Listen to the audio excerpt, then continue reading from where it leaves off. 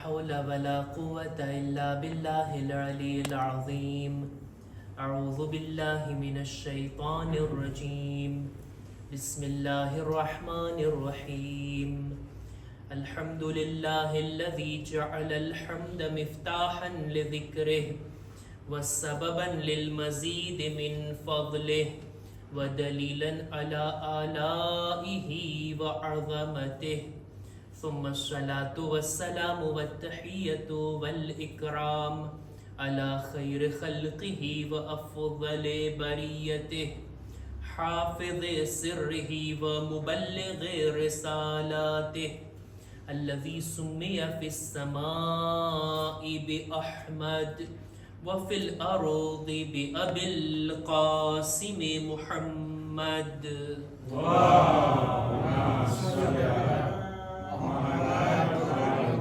وعلى أهل بيته الطيبين الطاهرين المعصومين المظلومين ولعنة الله على أعدائهم أجمعين. أما بعد فقد قال إمامنا الجواد عليه السلام: فما خفي علي مقامك ولا خدمتك في الحر والبرد في الليل والنهار. صلوات پر محمد وآل محمد.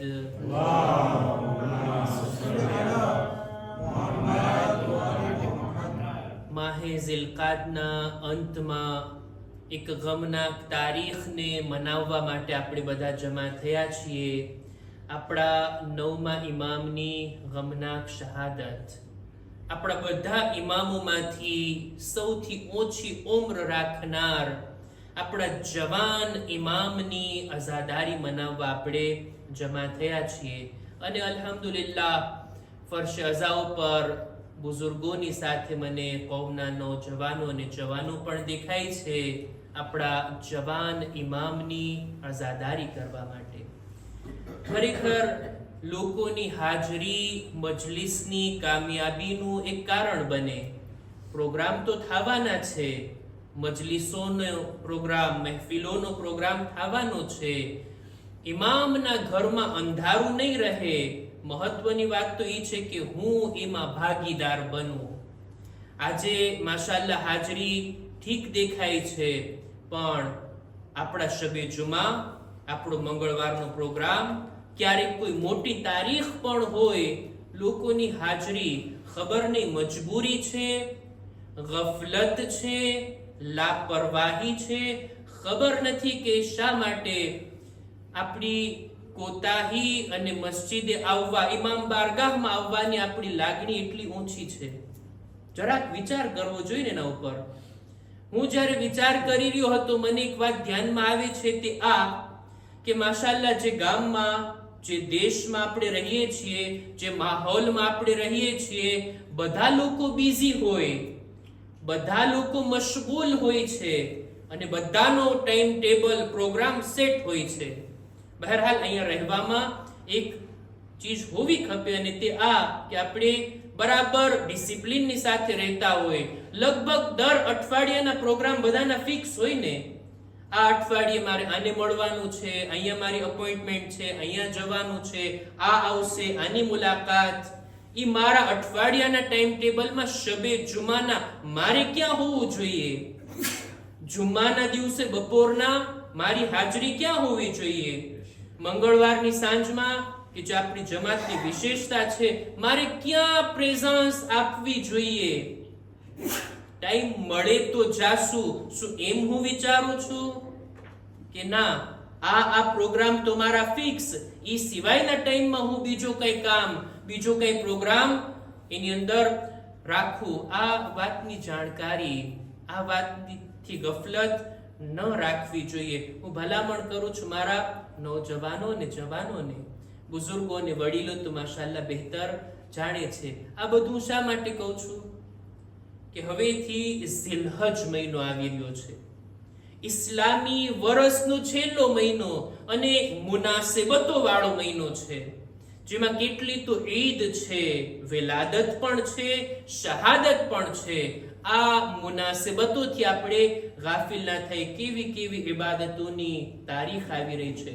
રોઝે અરફા, ઈદે કુરબાન, ઈદે ગદીર, ઈદે મુબાહેલા, ઇમામની વિલાદત, શહાદત, ગમની તારીખો, આ બધી મુનાસિબતો આવી રહી છે. એનાથી લાભ ઉઠાવી અને ગફલતમાં ના રહી જાય. નહીતર અહીંયા ફરશે અઝા તો બિછાવવાની જ છે, દરેક પ્રોગ્રામ થવાના જ છે. હાજર રહેલા મોમિનીન જો ફાયદો નહીં ઉઠાવે, જો કે પહેલો ફાયદો ઉઠાવવાના હકદાર અહીંયા હાજર રહેલા મોમિનીન છે. દૂરવાળા તો માશાઅલ્લાહ ઓનલાઈન થી યુટ્યુબમાં લોકો સાંભળતા હોય છે અને લાભ ઉઠાવી રહ્યા હોય છે. આ મહિનો જે આવી રહ્યો છે હજનો મહિનો, હાજી લોકો મક્કા પહોંચી રહ્યા છે ઇહરામ પહેરીને લબ્બૈક અલ્લાહુમ્મા લબ્બૈક કહેતા. ખુદા ઇન્શાઅલ્લાહ આપણને પણ અલ્લાહના ઘરની હજ નસીબ ફરમાવે. આ હજ જેવી ઇબાદતોમાં હાજીઓ મશગુલ થઈ રહ્યા છે. આપણને તો તૌફીક નથી કે આ વર્ષે આપણે હજની મોસમમાં મક્કા અને મદીના જેવા પવિત્ર સ્થાન ઉપર હોઈએ, પણ એવું પણ નથી કે આપણે હજના સવાબથી મહેરૂમ રહી જઈએ. માહે ઝિલહજની શરૂઆતની 10 રાત, જો આવતીકાલે ચાંદ થઈ જાય તો પહેલી ઝિલહજની રાત આવતીકાલથી જ શરૂ થાય, નહીતર પહેલી ઝિલહજ ની રાત થી લઈ ઈદની રાત સુધી 10 રાતની અંદર જે કોઈ 2 રકાત નમાઝ પડે મગરિબ ઈશાની દરમિયાન, ઈ હજના સવાબમાં હાજીઓનો ભાગીદાર બને છે.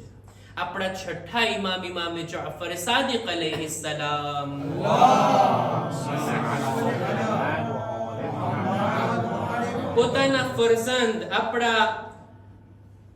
પોતાના ફરઝંદને તેઓ નસીહત કરતા કહે છે કે એ મારા ફરઝંદ, બલકે આ હદીસ 5મા ઇમામની છે. 5મા ઇમામે છઠ્ઠા ઇમામને ભલામણ કરી કે એ મારા ફરઝંદ, આ ઝિલહજ મહિનાની પહેલી 10 રાતમાં મગરિબ ઈશાની દરમિયાન આ 2 રકાત પડવાનું ન છોડ, એને તર્ક ના કર. તરીકો પણ એકદમ ઈઝી છે, એકદમ આસાન છે. દરેક રકાતમાં અલ્હમ્દનો સૂરો, ત્યારબાદ કુલ હુવલ્લાહનો સૂરો, અને ત્યારબાદ સૂરે આરાફની 142મી આયત, એક જ આયત. 2-4 વખત આપણે પઢશું, 2-4 વખત નમાઝ પઢવામાં આવે ને યાદ રહી જાય. વવાઅદના મૂસા ફલાફીના લૈલા, દર વર્ષે જે પડતા હોય લોકોને ધ્યાનમાં હોય. કેટલી સારી વાત કહેવાય. આજથી જ નિયત કરીએ જોઈ, માહે ઝિલહજની 10 રાતમાં હું અહીંયા મસ્જિદે આવીને જમાત સાથે નમાઝ પઢીશ. તમને યાદ પણ અપાવવામાં આવશે કે આપણે મગરિબ ઈશાની દરમિયાન આ 2 રકાત નમાઝ પડવાની છે, કે જે આપણને હાજીઓના સવાબમાં ભાગીદાર બનાવે છે. ખુદા ઇન્શાઅલ્લાહ આ નમાઝ પડવાની આપણને નેક તૌફીક અતા ફરમાવે. બર મુહમ્મદ વાલે મુહમ્મદ સલવાત.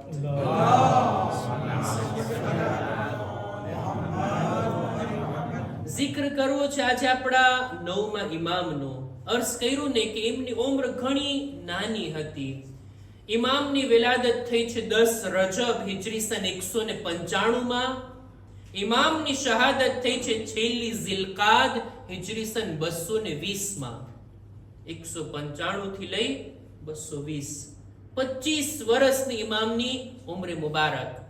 બહુ નાનપણની અંદર ઇમામે ઇમામતની જવાબદારી સંભાળી અને 17 વર્ષ સુધી ઇમામે પોતાની આ ઇમામતની જવાબદારીને નિભાવી છે. ઇમામની વિલાદત મદીનામાં થઈ, ઇમામની શહાદત બગદાદમાં થઈ, અને ઇમામને કાઝમાઈનની અંદર 7મા ઇમામની બાજુમાં દફન કરવામાં આવ્યા. ઇમામે પોતાની જિંદગીમાં 2 શાદી કરી હતી. પહેલી શાદી ઇમામની થઈ હતી હારૂનની દીકરી, હારૂનુર રશીદની દીકરી ઉમ્મે ફઝલ, કે જે પોતે ઇમામને કત્લ પણ કરે છે, ઇમામને કત્લ કરનાર પણ છે, ઇમામને ઝહેર આપનાર પણ છે. ઉમ્મે ફઝલથી ઇમામને કોઈ ઔલાદ ના હતી, જેથી જ ઇમામે એક કનીઝ, જે પહેલા કનીઝ હતી ત્યારબાદ આઝાદ થયા બાદ ઇમામે એની સાથે શાદી કરી, સમાના ખાતુન, અને એમનાથી ઇમામને ઔલાદ થઈ. એક ઔલાદ છે આપણા 10મા ઇમામ ઇમામે અલી નકી અલૈહિ સલામ.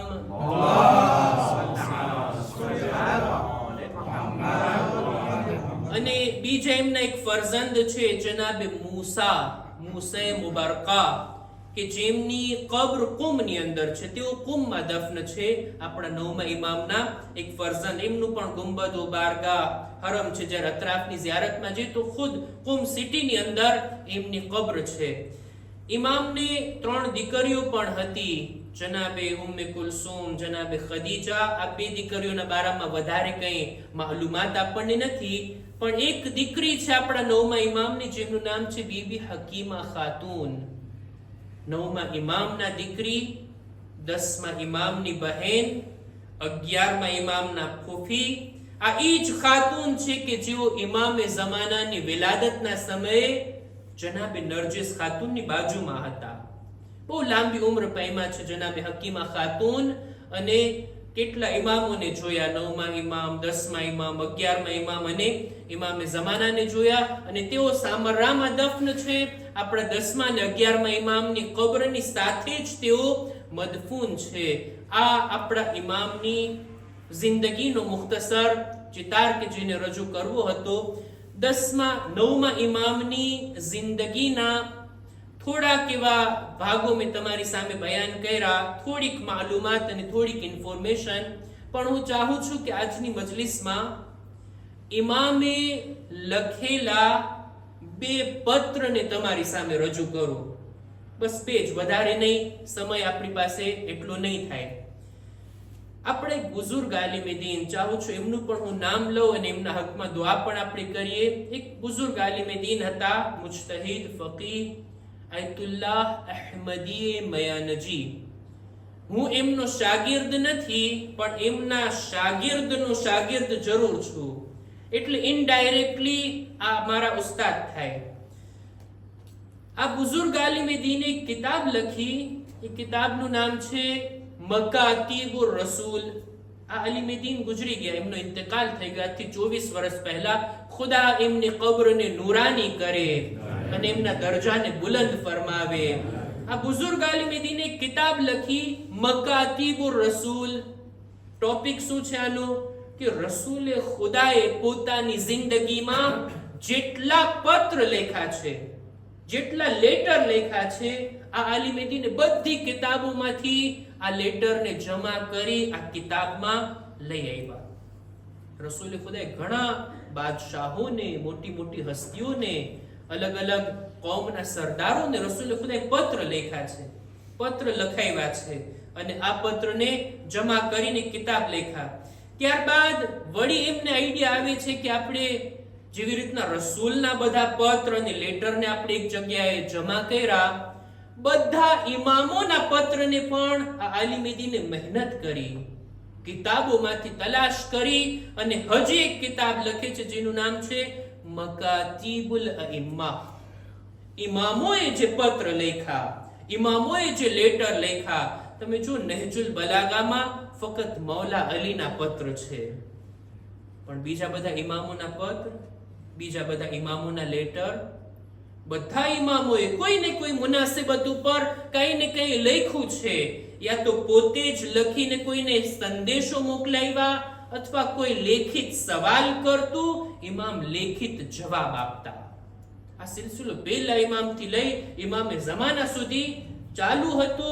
ઇમામે ગૈબતના જમાનામાં, ગૈબત સુગરામાં પણ પત્ર લેખા છે અને આ બધાને આ આલિમે દીન જમા કરે છે. 7 જિલ્દમાં, 7 વોલ્યુમમાં આ કિતાબ બને છે મકાતીબુલ અઇમ્મા. આ કિતાબમાંથી 9મા ઇમામના જેટલા પત્રો હતા આ આલિમે દીન લાવે છે. એમાંથી 2 પત્રને આજે મેં વાંચ્યા, એને તમારી સામે રજૂ કરું છું. સૌથી પહેલો પત્ર એક અહેલે બૈતનો ચાહવા વાળો એક જવાન, 9મા ઇમામનો શિયા, એમનો મુહિબ, એક શિકાયત ભર્યો પત્ર લખે છે ઇમામની ખિદમતમાં.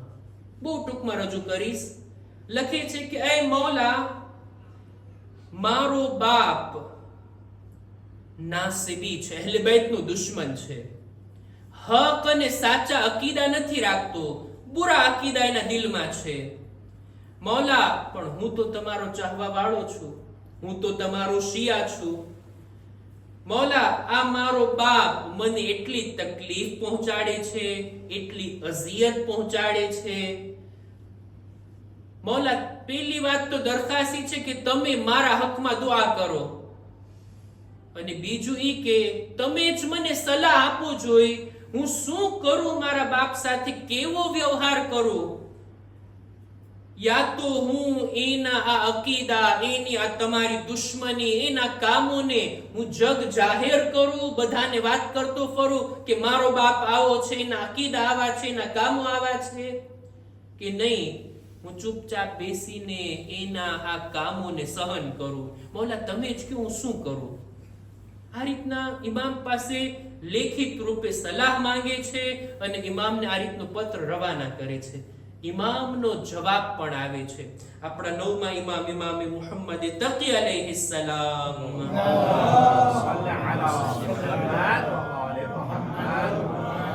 આ જવાનને પત્રમાં લેખિત જવાબ આપે છે. 4-5 વાતો ઇમામ આની અંદર લખ્યા, એનો તર્જુમો કરવા માંગુ છું. સૌથી પહેલા તો ઇમામ કહે છે કદ ફહિમતુ કિતાબકા વમા ઝકરત મિન અમ્ર અબીક. તારી સિચ્યુએશન ને, તારી હાલતને હું બરાબર સમજુ છું. તે તારા બાપ વિશે જે કંઈ વર્ણન કર્યું હું એને બરાબર સમજુ છું. આ પહેલી વાત. બીજું ઈ કે તું એમ ના વિચાર કર કે અમે તારા હકમાં દુઆ નથી કરતા. નહીં, અમે હંમેશા તારા હકમાં દુઆ ગુજાર છીએ, ખુદાની બારગાહમાં તારા વિશે દુઆ કરીએ છીએ. આવું તો કોઈક આલિમે દીન થી, આયતુલ્લાહ થી, મુજતહિદ થી કહેતા હોય કે ઇલ્તિમાસ દુઆ, તમે અમારા હકમાં દુઆ કરો, અને એ દુઆ કરી દે. ઇમામને થોડું યાદ અપાવવું પડે. ઇમામ પોતાના ચાહવા વાળાઓના હકમાં હંમેશા દુઆ કરતા હોય. ઇમામ બીજી વાત લખે છે કે હું તારા હકમાં ચોક્કસ દુઆ કરું છું. ત્રીજી વાત વલ મુદારાતુ ખૈરુલ લક મિનલ મુકાશફા.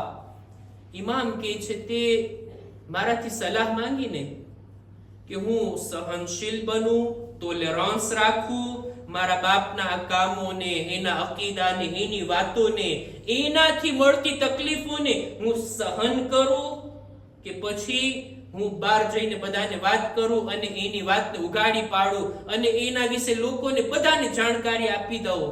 ત્યાં બે વાતમાંથી શું કરું મને પૂછ્યું છે ને, મારો જવાબ સાંભળ કે એની સાથે નરમાશથી રહે, એના વર્તાવને સહન કર, આ બહેતર છે એની વાતને બહાર ફેલાવવા કરતા. આ વાત. અને ત્યારબાદ ઇમામ કહે છે વમઅલ ઉસ્રે યુસરા. દરેક તકલીફ બાદ આસાની આવે છે, મુશ્કેલ સમય બાદ સારો વખત આવે છે. અને આટલું જ નહીં, ફસ્બિર ઇન્નલ આકિબતા લિલ મુત્તકીન. તું સબ્ર કર, તું ધીરજ રાખ, તું સબ્રથી કામ લઈશ ને તો જાણી લે, કુરાનની આયત છે ને કે દરેક કામનો સારો અંત તકવા રાખવા વાળાઓ માટે જ હોય. ભલાઈ એમાં જ છે કે તું સબ્ર કર, તું સહન કર. તકલીફ બાદ આસાની આવવાની છે. ઇમામે આવી ભલામણ કરી. ત્યારબાદ એક દુઆ પણ આપ્યા કે સબ્બતકલ્લાહુ અલા વિલાયતિ મન તવલ્લૈત.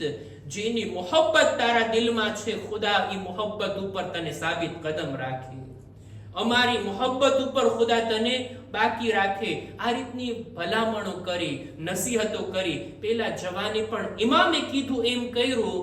અમુક સમય બાદ ઇમામના નસીહત ઉપર અમલ કરવાનો સારો નતીજો એને જોવા ઈ મળે છે કે એના બાપના દિલમાં એક ઇન્કિલાબ આવે છે, એનું દિલ ફરે છે, એનું દિલ બદલે છે, એના અકીદા પણ સુધરી ગયા અને તે પોતે પણ અહલે બૈતની મોહબ્બતને અપનાવવા વાળો બની જાય છે. એક સલવાત પર મુહમ્મદ વાલે મુહમ્મદ.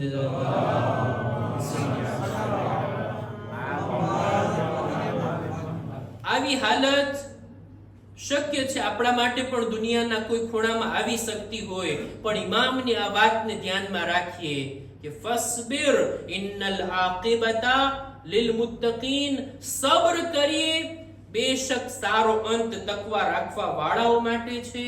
અને આ વાતને પણ ધ્યાનમાં રાખીએ, વમા અલ ઉસરે યુસરા, સખ્તીનો સમય હંમેશા રહેવા વાળો નથી. સખ્તી બાદ આસાની પણ આવવાની છે. હજી એક પત્રનો ઉલ્લેખ કરતો જાઓ અને વાતને પૂરી કરું. ઇમામ એક પત્ર લખે છે પોતાના સહાબીને, પોતાના નુમાઇંદાને. એનું નામ મળે છે અલી ઇબ્ન મહઝિયાર. બહુ આલિમ શખ્સિયત, કુરઆનની તફસીર કરનાર, કુરાન મજીદનું ઇલ્મ રાખનાર, હદીસોને બયાન કરનાર એવા ભરોસાપાત્ર રાવી છે કે જે 8મા ઇમામ, 9મા ઇમામ અને 10મા ઇમામના સહાબી છે. આ ત્રણેય ઇમામથી હદીસોને બયાન કરે છે. અલી ઇબ્ન મહઝિયાર કે એમની કબ્ર ઈરાનના અહવાઝ શહેરની અંદર છે. ઈરાનની બોર્ડર ઉપર જે ગામ છે ને અહવાઝ, ત્યાં એમની કબ્ર છે.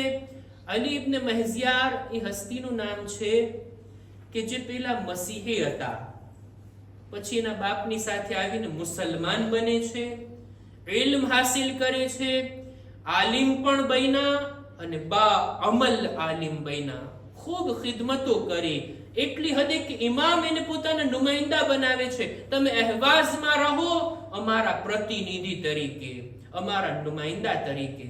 અને એવું કામ કર્યા, એવી ખિદમતો કર્યા કે ઇમામ એનાથી રાજી હતા.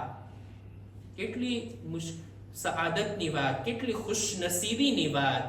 જો આ પત્રને એમને બયાન નથી કરતો, આની અંદર પૈગામ છે, આની અંદર સંદેશા છે.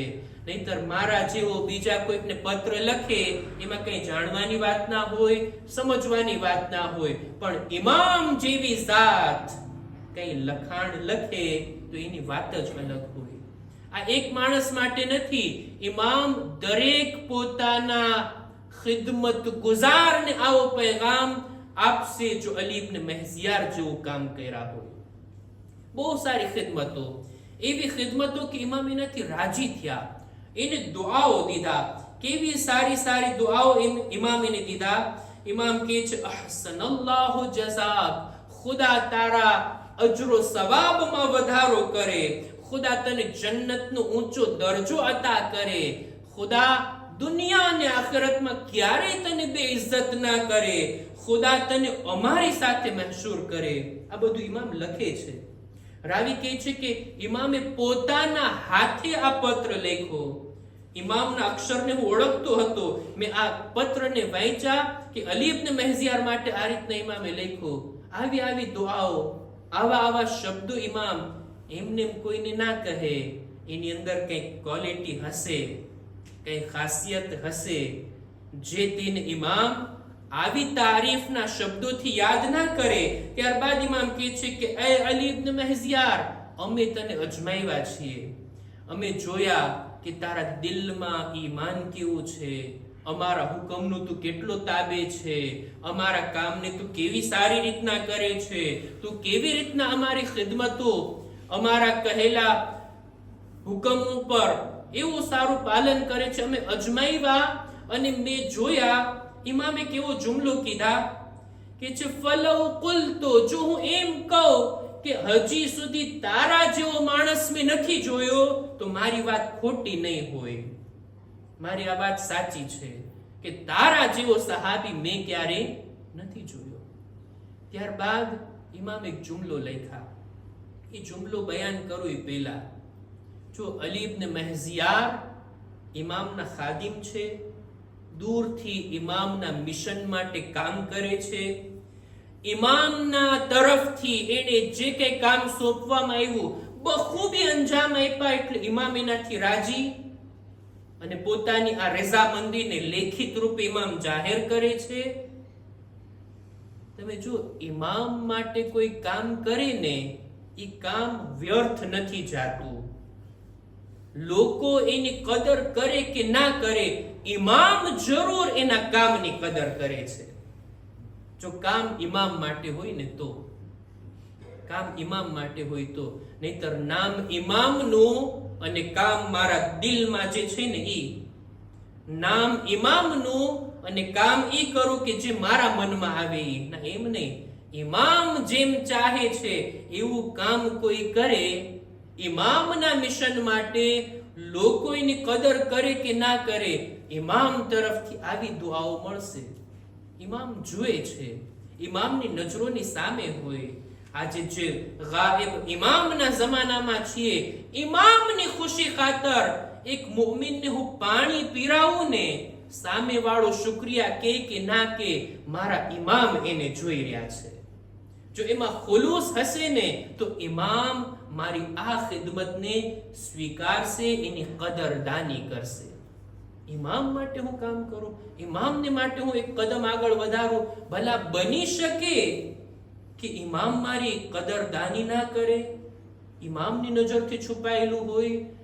ઇમામ માટે જો ખુલૂસથી કામ કરું ને તો મારે ઢંઢેરો પીટવાની જરૂર નથી. મેં આમ કરી નાખ્યું ને તેમ કરી નાખ્યું. જો એની અંદર ખુલૂસ હશે ને, ખુદ ઇમામ ઈ કામને જાહેર કરાવશે, ઇમામ ઈ કામથી આપણને મશહૂર કરાવશે. ઇમામ એને કહે છે આ પત્રની અંદર કે ફમા ખફી અલૈયા મકામુકા વલા ખિદમતુકા ફિલ હર્ર વલ બર્ર વલ બર્દ વફિલ લૈલ વન નહાર. એ અલી ઇબ્ન મહઝિયાર, ધ્યાન રાખ, તારી ખિદમતો રાતમાં હોય કે દિવસમાં, ઠંડીની સીઝનમાં કે ગરમીની સીઝનમાં, જે કંઈ તે ખિદમતો કરી છે અમારી નજરોથી છુપાયેલ નથી. અમારી નજરો જોઈ રહી છે, અમો જાણીએ છીએ.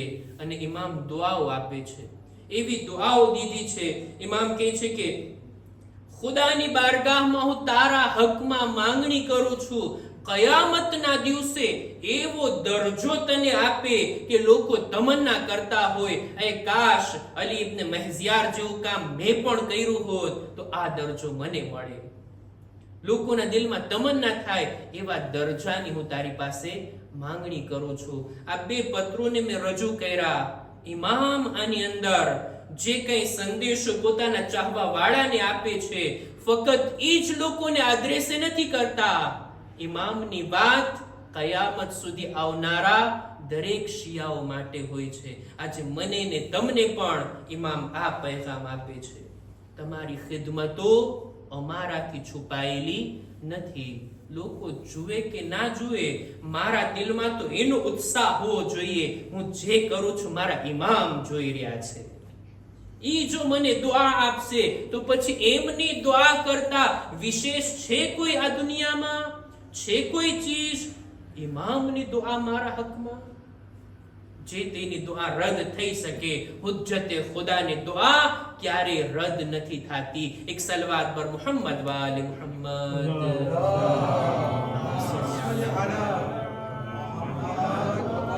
ઇમામની અમુક હદીસો પણ હતી કે બસ હવે સમય તમામ થાય છે અને આપણે અહીંયા જ આ મજલિસને પૂરી કરીએ. 9મા ઇમામ, નાની ઉંમરની અંદર ઇમામની શહાદત વાक़ે થઈ.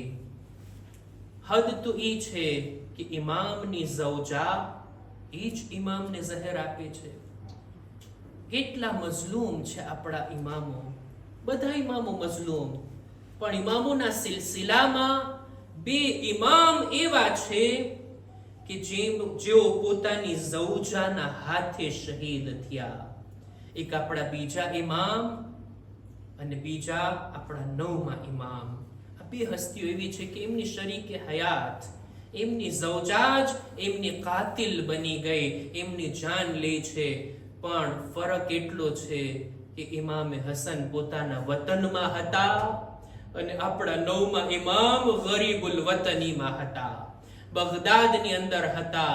ઇમામને ઝહેર આપવામાં આવ્યું. ઝહેરનો અસર ઇમામના બદન ઉપર થવા લાગ્યો. અઝાદારો જેને ઝહેર આપવામાં આવીને એના દિલમાં, એના કાળજામાં, એના કલેજામાં ઝહેરનો એવો અસર થાય કે એને વારંવાર પ્યાસ લાગે.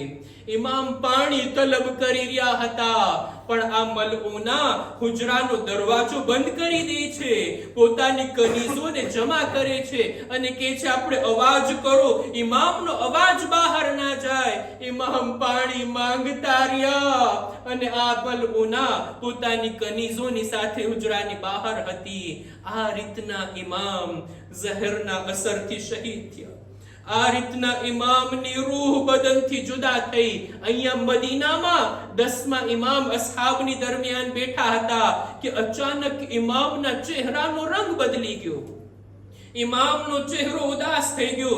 સરને ઝુકાવીને કહે છે, ઇન્ના લિલ્લાહ વ ઇન્ના ઇલૈહિ રાજીઉન. મૌલા ખૈરિયત તો છે? 10મા ઇમામથી પૂછવામાં આવ્યું. મૌલા કહે છે, મારા બાબા શહીદ થઈ ગયા, એમને કત્લ કરવામાં આવ્યા. હાય મારા જવાન બાબા. 25 વર્ષની ઉંમર હતી. 10મા ઇમામ બએજાઝ આવે છે બગદાદ. ઇમામને ગુસ્લો કફન આપવામાં આવ્યું. ઇમામને 7મા ઇમામની બાજુમાં કાઝમૈનમાં દફન કરવામાં આવ્યા. ઇમામનો જનાઝો ઉઠે છે. હું અર્ઝ કરીશ, એ 9મા ઇમામ, જવાનીના આલમમાં તમે આ દુનિયાથી ગયા. જવાનોની કુરબાની આલે મોહમ્મદના ઘરાનામાં કોઈ નવી નથી. કરબલામાં ઔનો મોહમ્મદ જેવા, કાસિમ જેવા નૌજવાન પણ હતા અને અલી અકબર જેવા જવાનનો જનાઝો ઇમામે હુસૈને ઉઠાવ્યો છે. દુનિયાનો દસ્તુર હોય ને કે બુઢા બાપનો જનાઝો જવાન દીકરા ઉઠાવે. કરબલામાં આ સિલસિલો કઈ ઉલટો હતો. જવાન દીકરાનો જનાઝો બુઢો બાપ એને ઉઠાવવાની કોશિશ કરે છે. અલી અકબરનો જનાઝો ઉઠતો નથી. ઇમામ ખૈમા તરફ જોઈ માંગણી કરે છે, એ બની હાશિમના બાળકો આવો, મારાથી જવાનની લાશ નથી ઉઠતી, મને સહારો આપો. અકબરના જનાઝાને આપણે ખૈમા તરફ લઈ જાય. અલા લાનતુલ્લાહ અલલ કૌમિલ ઝાલિમીન વસયઅલમુલ લઝીના ઝલમુ અય્ય મુનકલબિન યનકલિબૂન. इन्ना लिल्लाह व इन्ना इलैहि राजिऊन. मातम हुसैन या हुसैन.